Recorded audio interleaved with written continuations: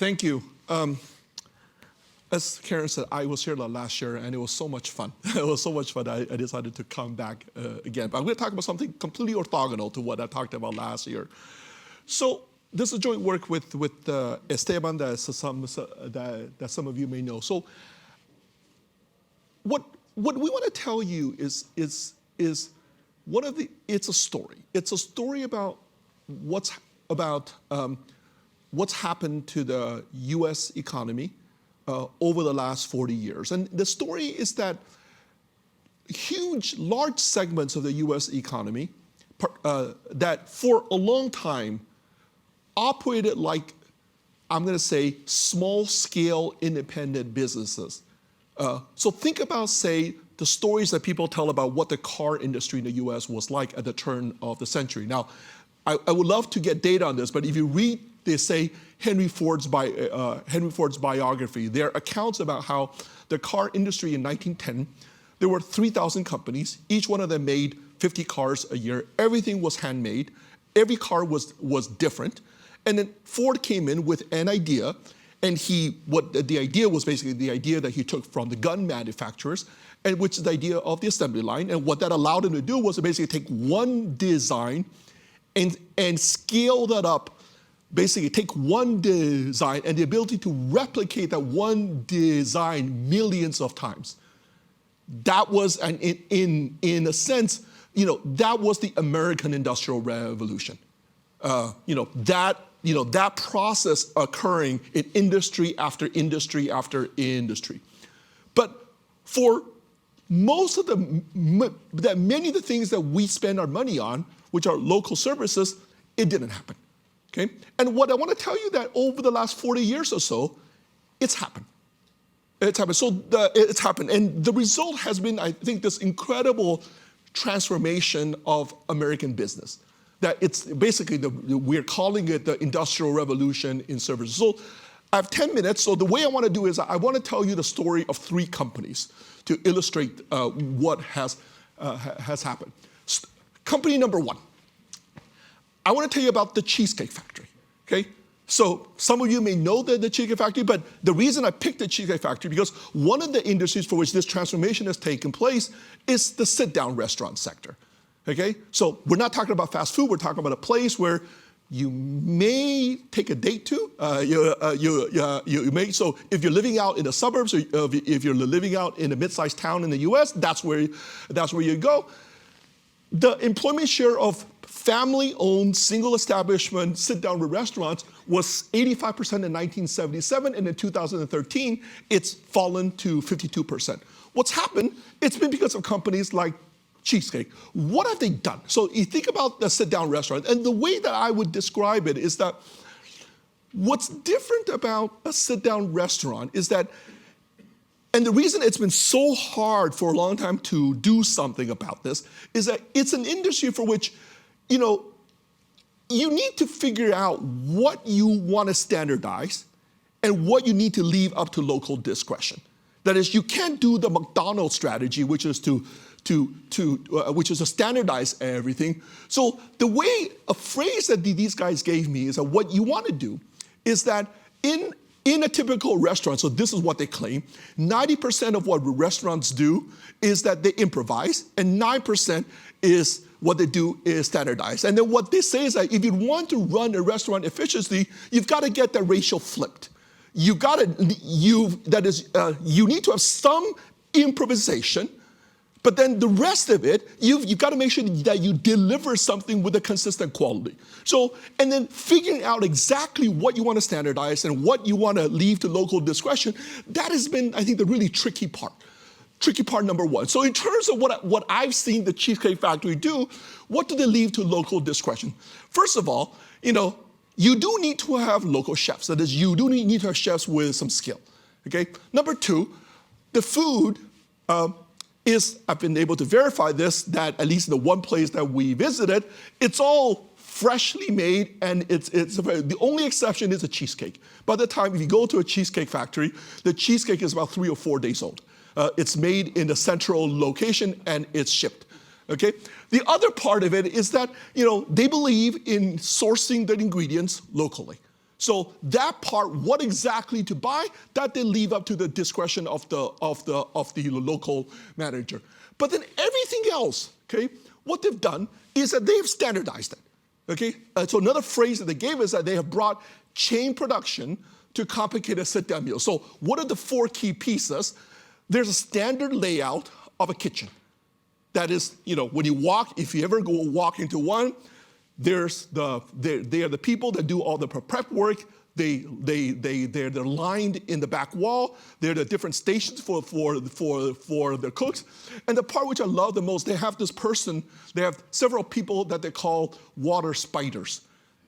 It's basically a position that they took the idea from Toyota. And basically what it is, it's basically a person that makes sure that the cooks always have exactly what they need at every point in time. So think of this person as basically solving the logistics problem inside of the kitchen. So, I don't know about you, but whenever I cook, I spend 80% of my time just trying to find where things are. And that's what these guys are there to solve. They have a data department where they basically collect detailed data on customers and on consumer demand. And what it does is that it gives data to all the individual restaurants on how much to buy the next day and how to staff the next day. The third part is my favorite part. They have this thing that they call their central kitchen. Think of it as their R&D lab. So it's a facility out in the suburbs of Los Angeles, okay, where they have about 30 cooks, and what they do full time is that they spend their time dreaming up of new dishes to put on the menu. So here's a picture of these guys, okay? This is a picture of the 30 cooks in the central kitchen at the Cheesecake Factory. It's not a restaurant. They don't serve you. It's located in the strip mall out in the northern suburbs of Los Angeles. And what they do is that, the roughly what happens is that, every 6 months they think about two or three new things to put on the menu. And then they have every 6 months, all the kitchen managers of all the cheesecakes worldwide, they come and they learn about the new stuff and they also train on how to roll this out on all the menus. So it's an R&D lab, right? It's like an investment in a fixed cost that you can only afford to do this if you can leverage this over a very large scale. And then the last part, which I think has been important for them recently, is that what they claim is that an advantage that local restaurants have historically had is that they know their local communities. Now, if you invest enough that you can get almost the same amount of information as people in the local communities. And why is that important? It's important when you're trying to decide where you want to set up your next restaurant. Exactly what part of the city. So, companies like this have been, have changed have changed the sit-down restaurant sector. Let me give you one more case. It's also happened in hospitals. And I'll give you one. So if you look at the data, the most hospitals back 40 years ago were basically single establishment hospitals. The number is 80%. Now the number is down to 38%. So now if you look in most US cities, there are basically 2 types of companies. There are these big for-profit chains, and there are these, what I call these university chains. So basically big hospital networks that are run by universities, okay? One of the first type of company is this company called Steward. So the story of Steward is that it's a brand new company. It was created in 2010. And the story was that it's owned by the Cerberus private equity company. And what happens in 2009, the Catholic Church of Boston was trying to get rid of 6 hospitals in Boston. Cerberus bought them. And their model, what they wanted to do, and I'm going to give you 2 phrases, okay? Their model was that they wanted to create the Southwest Airlines of healthcare. So think about that for a minute, okay? What does that mean, okay? What does Southwest Airlines do, okay? First thing it does is that it basically focuses on one product. It does coach. That's it. It doesn't fly to Europe. It doesn't fly to China. I guess nobody flies to China now. It doesn't have beds. It doesn't have multiple tiers of passenger.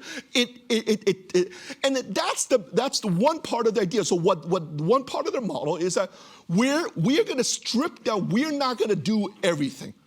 We're not going to do brain surgery. There's a whole bunch of stuff that we're not going to do. We're going to focus on a small set of things that we can scale and that we can produce we can deliver with a consistent quality, which is the second part of what they mean when they say that we want to become a Southwest Airlines. We want to deliver coach travel in a way that you get a consistent service every time. It may not be the best, but you know exactly what you're going to get every time.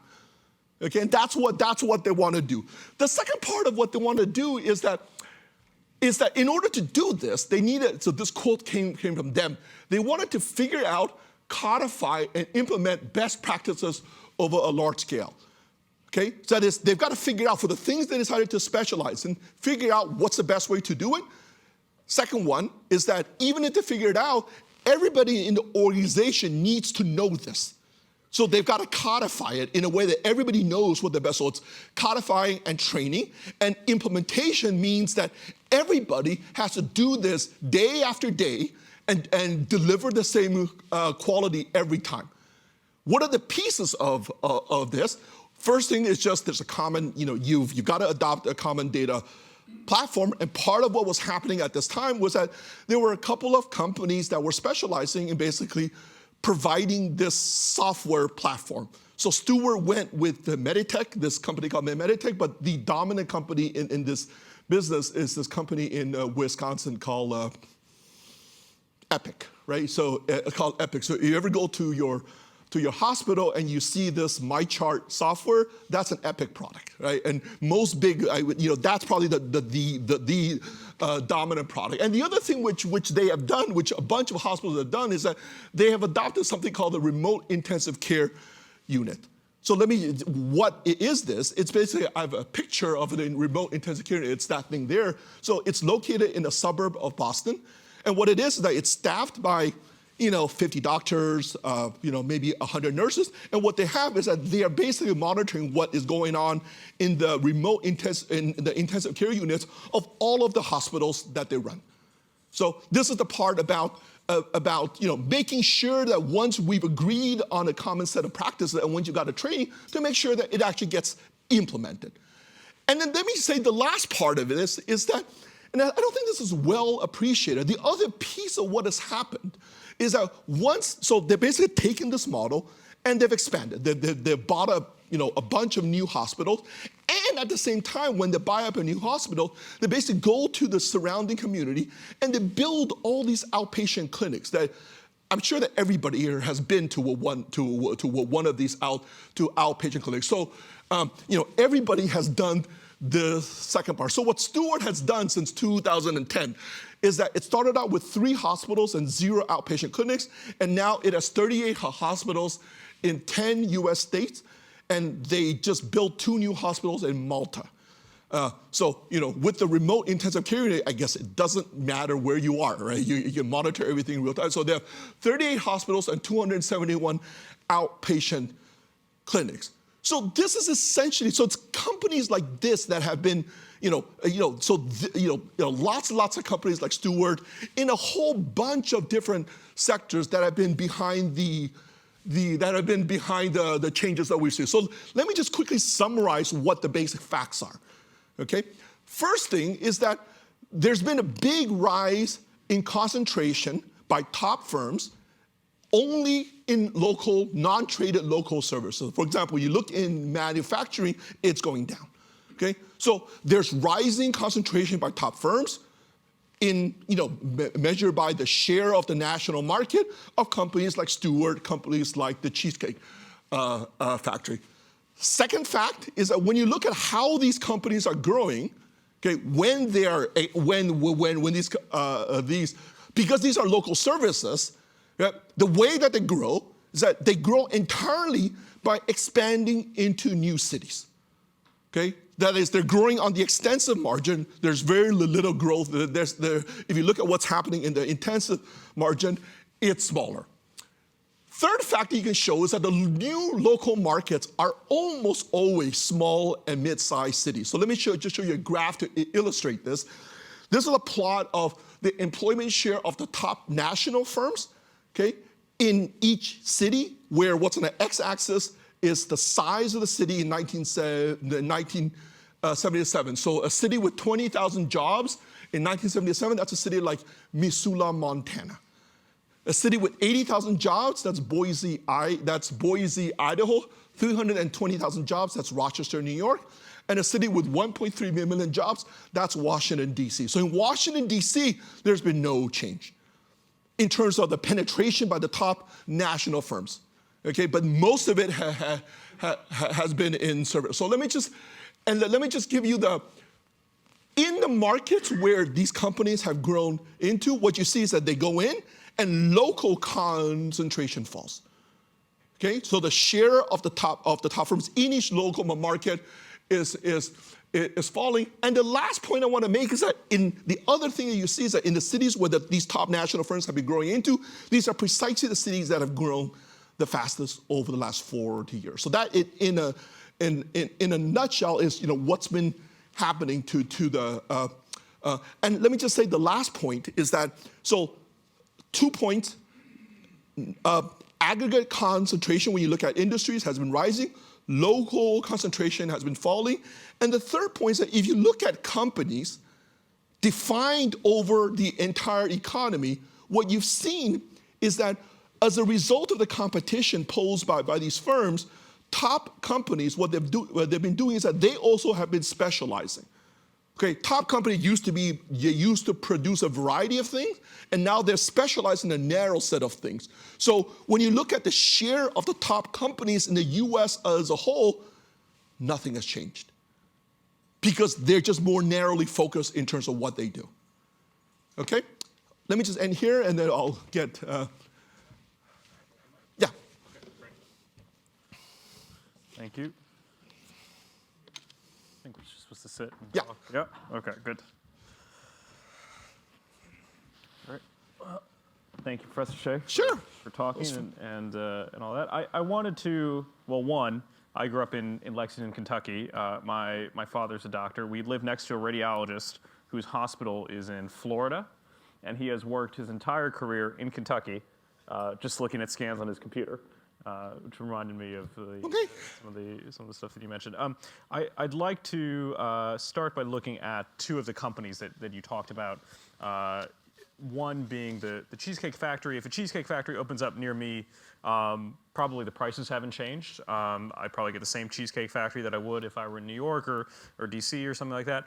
If a Steward Hospital opens up near me, is there a chance that I might be paying more? What's kind of the argument for the idea that this industrial revolution is in fact beneficial to consumers? Well, there's an open question about what happens to prices, or what happens to prices. So in the data that we're using, we don't see prices, so there's nothing. The argument is that, look, it's really like, I guess, the basic lesson of economics. That is, a company comes in. How do you know that company is better? Essentially, we think that the sufficient statistic for whether that company is better under some conditions is basically how much of that market it's able to take. Because consumers have free choice. If that company is not providing a good product, you don't have to go there. If Steward is not providing you with the price-quality trade-off that you want, you don't have to go to the hospital. You can go somewhere else. If cheesecake is terrible, like, Karen thinks that cheesecake is terrible, she doesn't go. She doesn't go. So, but the fact that they're gaining market share, I think, is in some sense a sufficient sufficient statistic that they are valued by some customers, right? They're valued by now.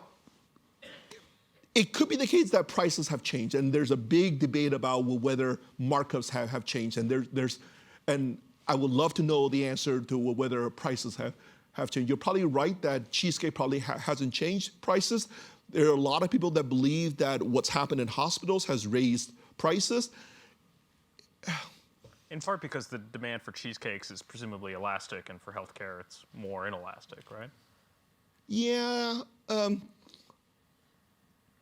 right. I mean, yeah, hospitals important, but then I guess I go back to the argument of nobody has to go to Stewart, right? Or nobody has to go to a specific specific, as long as there's some choice as long as there's some choice in the local community. So, and then the other thing that we show is that the amount of choice in each local community has actually gone up, right? And it's gone up, and the entrants, which are these national firms, they're getting a larger share of the market.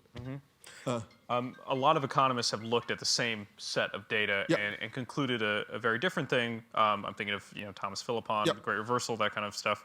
That in fact the growing concentration is the reflection of a secular decline in competition Yep. in the American economy. And you argue basically the exact opposite, right? Well, what people so the I guess I didn't show you that fact, but the fact about growing industry concentration, by now that's a well-known fact, right? That's a well-known, and then that is the Philippon fact, right? That's and then under some assumptions, yes, growing share of the market means that it means that industry is concentrated, and then the question is whether that means that the market is more or less, is the market is more or less competitive. But then, I guess the additional thing that we are bringing in is basically looking at where exactly is the concentration rising, that it's rising only in local services, and when these firms are expanding, where is rising? The other thing that we're telling you is where is rising concentration coming from? That it's coming from, not that these firms are getting a larger share of the market that they're in, but they're going into more markets. And then the question in terms of how you want to think about the effect of competition is whether you want to think, is the market for restaurants, is that a national market or is that a local market? When you're thinking about where you want to go out for dinner after this talk is over, do the options in New York matter in terms of your choice set, or are you only thinking about the local choice, set? And if you think that it's the local choice set, it looks like there's a lot more competition. And you measure out, if this is being driven by an industrial revolution in services, then you expect to see kind of big productivity growth, and that's something that you look at as well, right? Do you see that? Yeah. So the other thing which I didn't get to talk about, it's great that you prompted this. So think about what we're documenting about the way about the way that this is taking place. It's all taking place of entry into new markets. Now think about what the Bureau of Labor Statistics does. Okay, what it does is that its procedure is that it measures the price, okay, of a price of a well-defined service over a given period of time, where a well-defined service means it's a service provided by exactly the same establishment. Okay, so they're only measuring the changes in. So it's the well-known new goods problem. So if there's a new good, none of that is taken into account by the current stuff. And all of this, because of the way that these firms grow, it's all taking the form of new goods, right? So then when you calculate how much is being missed out because of all this local entry, our estimate is that that's over a 40-year period, on average per year, that's about 0.8% growth rate per year. So accumulated over 40 years, that's a pretty big deal. So it's just a standard new goods problem, right? And this is all about entry. And there's still the open question about whether, can you measure quality change in a service, in a service, even for an existing establishment? Like, how do you know whether the quality of a given restaurant is getting better or worse over time? And when you dig into the details of any statistical agency, no statistical agency in the world, they try to do that a little bit for goods, but nobody does that for services. Right. So we're not taking that into account, but I think that is potentially another big source of bias in terms of our official numbers. And one of the sectors that you also write about as kind of exemplifying this trend is retail. And so one of the companies that you didn't mention, but I think people think of as small towns think of Walmart entering as disruptive to local businesses and all the rest. But when you look at that, you see actually it's because Walmart has quite a lot of innovation, R&D, in terms of how it's able to deliver this. I mean, can you talk a little bit more about that? Let me take a step. So what we're finding is that top national firms go in and they're taking the largest share of the local market. I mean, that's essentially what's going on. That could well be consistent with the destruction of a whole bunch of jobs in the local community where these companies have come in. I mean, that's sort of the myth. People talk about that all the time. Walmart comes in, it may be better, it may be cheaper, but it destroys all these retail jobs on the main street. I have a figure in the paper where we show, let's look at actually job destruction rates in the places where these companies have come in, and you don't see that. That is the places where you see the largest amount of job losses are in precisely the cities, or the largest amount of job destruction are in the places where the top national firms did not go into. So, do we have a sense of why? Do we know what the characteristics are of places that they do choose to go in versus places that they don't? It's essentially the marginal markets. I mean, it's essentially the places where they can go in, because basically, what are they doing? Think about cheesecake. What are they doing? It's not a great meal, right? Right? And these guys will be open about it. They say, what they say is that, we cannot do great meals, right? We cannot do great meals. That is, a great meal is, it's something for an artisan, all right? It can't be replicated, right? Which is both good and bad. Like, you may go to this great restaurant in Paris, and then you come back and you say that was a great meal. But then the problem is that it was a great meal and it's only in Paris, right? So it's like, you have that meal once and you can never have that meal again for the rest of your life. So what they do, and it might be, and what they say is that, what you guys say is that we can't quite do, right? What we can do is the next tier. And then the question is, where are they going to be the customers for the next tier, And then empirically, I mean, what they say is that, we go out to the suburbs, we go out to the exurbs of the cities, and we go to the mid-sized towns, where, we are not going to set up in downtown Washington. We're not, because we can't compete we can't compete in downtown Washington. But if we go out to, I don't know Washington D.C. that well, but we go out to Vienna, and in Vienna we can compete. Because the range of options is very different from the range of the options here, and then it's. Yeah, I mean, and empirically, that's what you see. I mean, that's where these are. In terms of hospitals, it's the same thing, right? That, that's sort of the idea behind being Southwest Airlines. That is, we can't do the beds, we can't do the flights to Asia. We can do the one thing, right? And we can do that in a way that we can deliver that consistent quality 1 million times a day. If we wanted to do something else, you could do that one time, but we couldn't do that on a consistent basis, so we're not going to try. It's not a basis for a business, right? And that's what. So I think that it's really where can they get the customers and where there isn't the competition. Part of the intense interest in concentration indices is the worry about monopsony power that firms have over employment. And people often will cite these kind of growing national indices of concentration as possible explanations for slow wage growth. But slow. But does your research or do you have thoughts on that murky debate? I'm going to give you an answer that makes people hate economists, which is it depends. Yep. Right. Good.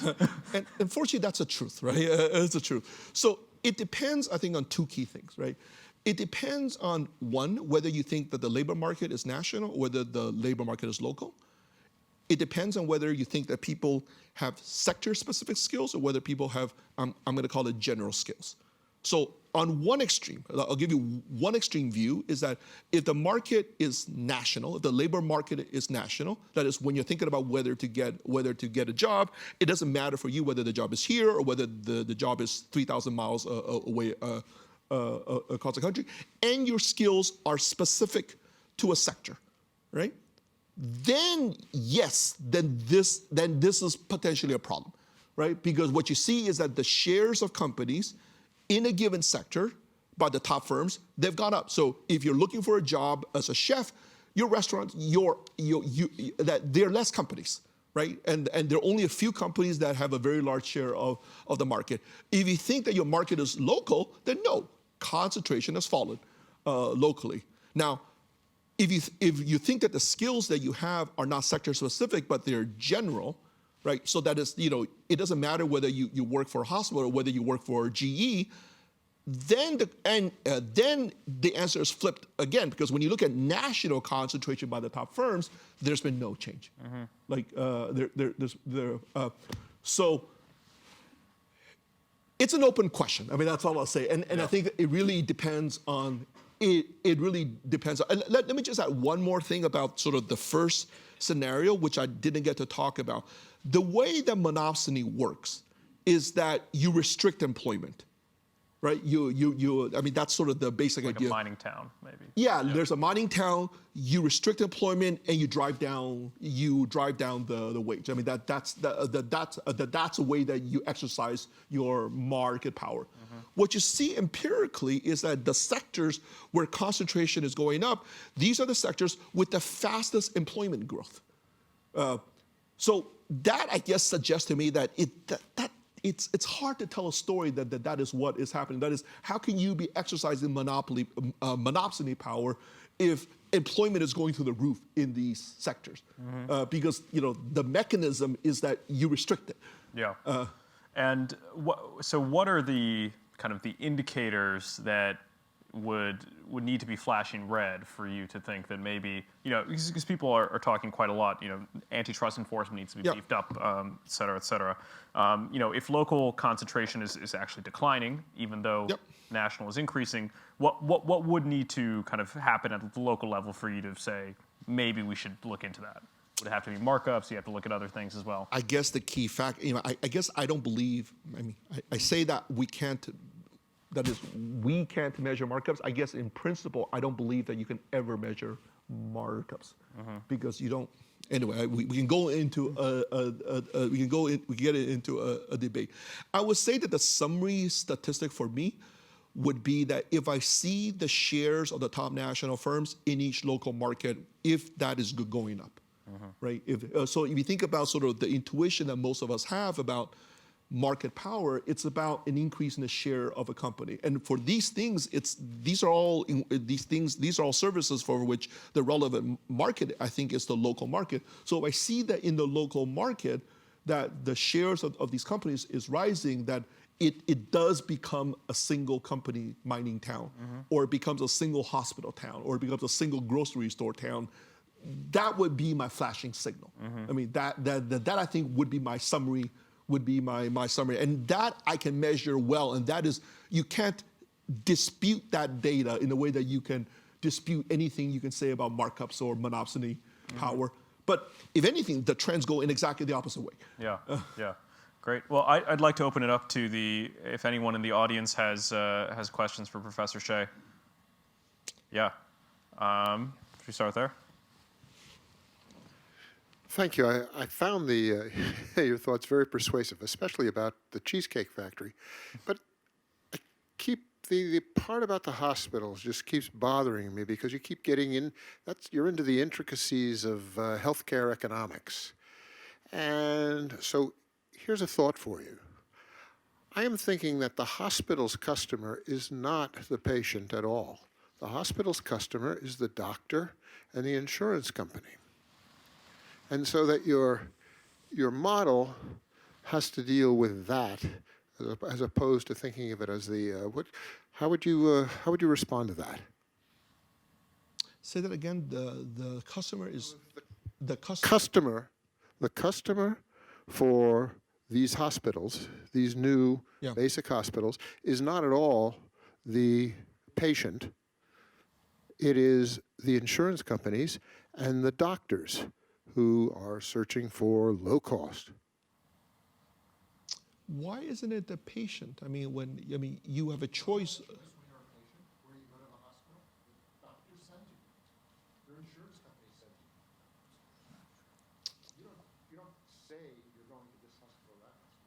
Oh, I see. What's happened, and I'm going to come back to the point that the part that what has happened to hospitals that I don't think has been appreciated is that it's not. I think the biggest part of what's happened to hospitals is first there's a part which everybody has focused on, which is the hospital mergers, right? The second part, which I've not seen any focus of attention on, is the growth of all these clinics. The growth, and then what you do, at least what I do, is that I choose which practice in these outpatient clinics in these outpatient clinics go to, and then what invariably. So I'm a professor at the University of Chicago. I actually go to Northwestern, because at least for my family, that is just much better. So that's my choice, right? So in Chicago, there are basically three dominant companies. There's basically Northwestern, there's the University of Chicago, and then there's this private company called Advocate, which is like the Steward Health, which is what the Steward Healthcare does. So that's my choice, right? So you're right that once I've chosen my practice, then there's no choice. There's no choice. Then, my doctor is always going to send me whenever, once I have surgery, and they send me to Northwestern Hospital, exactly like you said. So my choice comes from my initial decision about which practice I'm going to affiliate myself with. It's not that, it's not that there are a whole bunch of independent doctors out there. That does not exist anymore. Right? It's not that there are a bunch of independent doctors and then they're telling me where to go to. The doctors are basically part of these. They're basically part of these practices that are owned by hospitals. Should we go over there? Thanks a lot. A really exciting presentation. So 2 questions. One on the productivity point. You mentioned it's a new goods problem, but there's this recent paper by Aghion, Pete Clino, and co-authors about the new good problem that has found that indeed it leads to underestimation of productivity growth, Right. but it has not worsened over time. So it cannot account for the productivity slowdown. So there's still a big puzzle, it seems to me. And so, services revolution basically cannot be the reason why productivity seems to have slowed down. It seems to be something else. So I would like you to comment on this because there's a big difference between the level and the change in productivity growth. And the second point is about concentration and market power. So you're right that concentration indices have been really poorly interpreted in the market power debate, and you showed a great example, which is, right, you can have concentration declining at a local level, and if you just look at the national level, you get the wrong impression that it's increasing. But there's a big snag, I think, which is that, it's not just concentration, which is in a way indeed misleading. It's about, we see markups rising very fast. We see corporate profits as a share of GDP having doubled in the US. So there really seems to be a big market power problem out there. And as for the consolidations you mentioned, the hospital case, there's good research that has shown that all these cumulative mergers in hospitals business, healthcare business, have led to a lot of market power at the local level, right? Or, for anyone who's skilled in the US, there's been a lot of consolidation in the US, right, of resorts, and they extract huge monopoly rents from consumers. Yes, they've standardized the good. You get a good chocolate, after a good ski run. But, for the rest, they extract a lot of they extract big product market rents from this consolidation because competition locally has declined big time. So anyway, I'd like you to comment maybe a bit more on the market power issue going beyond just concentration. Thanks a lot. Let me take the first question about whether this explains the slowdown in productivity. I guess the paper that you mentioned, we're working from the same data. It's exactly the same data. The only difference between our measures of missing growth and their measures of missing growth is that we are measuring missing growth at the local level first, and then we're aggregating that up. They're just looking at it at the national level, but conceptually it's the same thing, and then we're finding roughly similar numbers. I don't know. I mean, I know that paper well, but I don't know how you can say it hasn't changed over time because you don't have any data before the mid-1970s. So, I mean, you can make a statement about, say, each 5-year period about whether that whether that has changed. And in that sense, it's true. Like this thing that we're documenting, it's not been a sudden thing, right? It's something that has occurred slowly over time. It occurred, first in some sectors, and then it spreads in other sectors. So in that sense, it's right. I guess I can only say whether it explains the productivity slowdown if I were to ever be able to get hold of data, going back to the 1950s, and then I can look at that period and see. My sense is that when you look at where the service sector was in the mid-1970s, it was all. It was at that time. It was all basically independent, mostly all independent operators.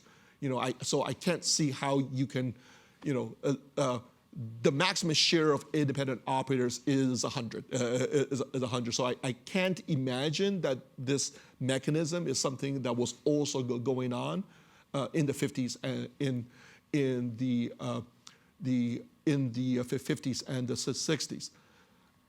About market power, right?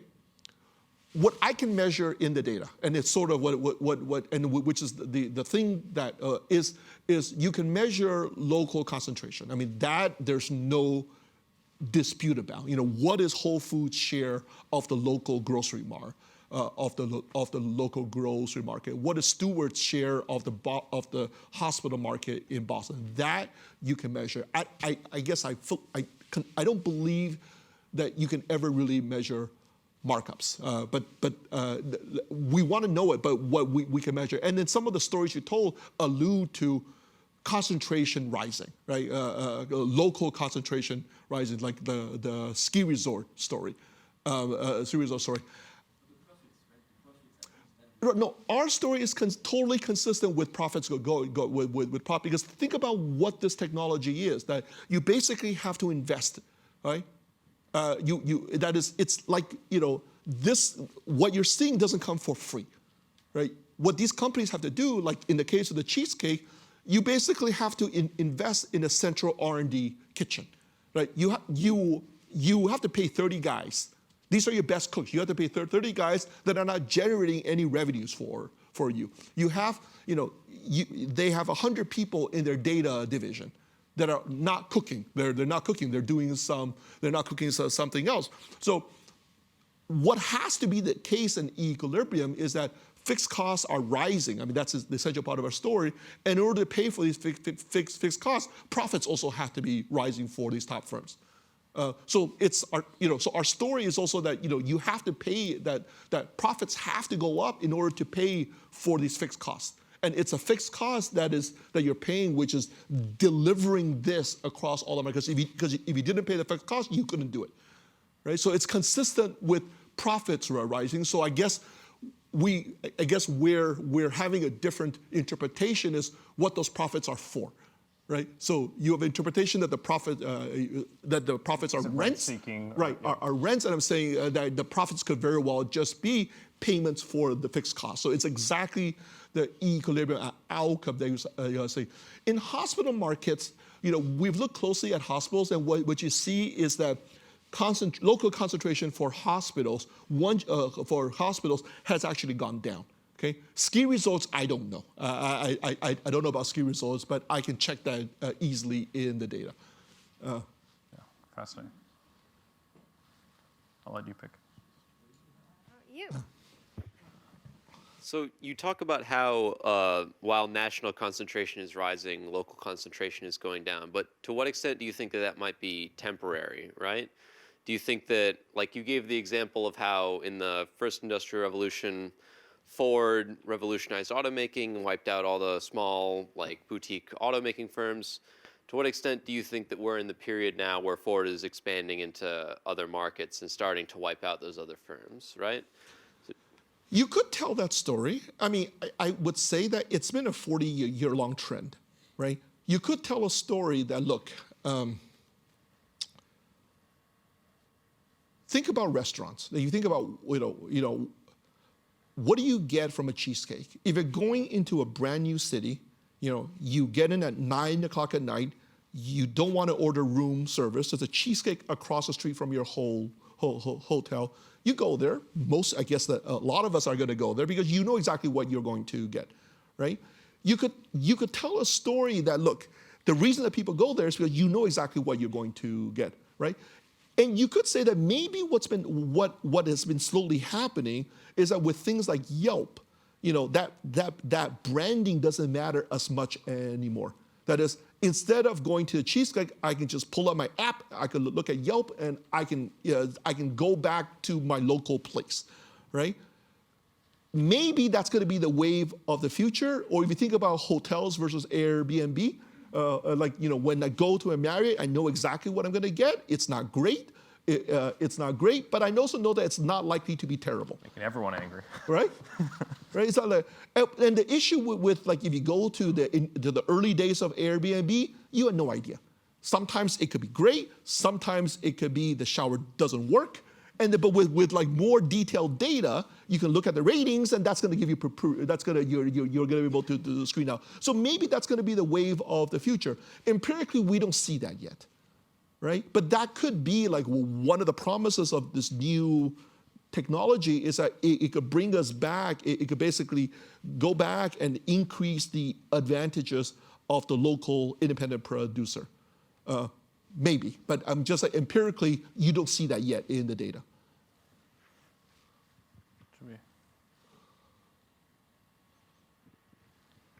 I was one of the comments I think you made is that you don't really see that when these companies come into these markets, one thing they do take is they take market share, but you don't really see that the job killing, Correct. so to speak. Yes. So I was wondering why that is. I mean, let's just say that the demand for restaurants is fixed. I don't know if it is fixed, but let's say it is fixed, but they're not. What market are you looking at? The market where people just work at restaurants, or the overall market in this town? Because what I'm trying to get at is if these guys come into the town and the labor force stays the same, then why is that? Because these other companies, the thing that they bring to the table, as you were showing, was efficiencies. Okay, meaning that they got this. The hospital's got the off-site, emergency room place. Cheesecake Factory has all their R&D in a central location, the whole smash. So you would think that their operations would be more efficient than the local yokels, and as a consequence, they would be able to produce the needed amount of restaurant food with less people. Right. So empirically, this is what we see in the data. So basically, what you see is that when a new national company comes into town, suppose that we're talking about groceries, right? Groceries. The original grocery store employed 50 people. The new grocery store comes into town, and there's very little change in employment of the original grocery store. And what happens is the new grocery store just expands the grocery market. Okay? So what's happening is that the grocery market has now doubled in size, so the share of the existing local firm falls. It used to have 100% of the market. Now it's only half of the market. But in terms of job destruction, there's no additional job. There's no additional job. No additional. So then, to go back to your question, you can't have that if, say, there's a fixed demand for a given product, right? So that it has to be the case for that to happen that there's a pretty significant elasticity of demand across the different products. So the grocery market is expanding, and some other market, some other industry, some other product in that local market where this hasn't happened is shrinking, right? With time for one last question. maybe this gentleman here. Everything you describe should also work with universities. You've got a good central research place and the dissemination of the information to students, and we've never seen that happen. It doesn't happen. Why? There's been a bunch, I mean, I'm saying it's happened in a bunch of sectors. There's also been a bunch of sectors where it hasn't happened. And it hasn't happened for dentists. It hasn't happened for plumbers. It hasn't happened for electricians. I mean, and I think that potentially huge gains. I mean, how many times have I wanted to find a plumber and I wish I know where to call, or an electrician? It hasn't happened for universities, and it's a great question. I mean, it's a great question. Why is that? The only place that I've seen try to do this is NYU. They've tried to do this model. They basically try to build out in Shanghai, build out in Abu Dhabi. Internationally, but never domestically. Is it just bad form? I don't know. I mean, the only place, okay, the place that does it domestically is Arizona State, right? That Arizona State has expanded like crazy, right? I don't know how many of you caught, like, in the college bribery scandal when they're wiretapped one of the moms. Like, one of the moms was talking to whatever the name of the guy.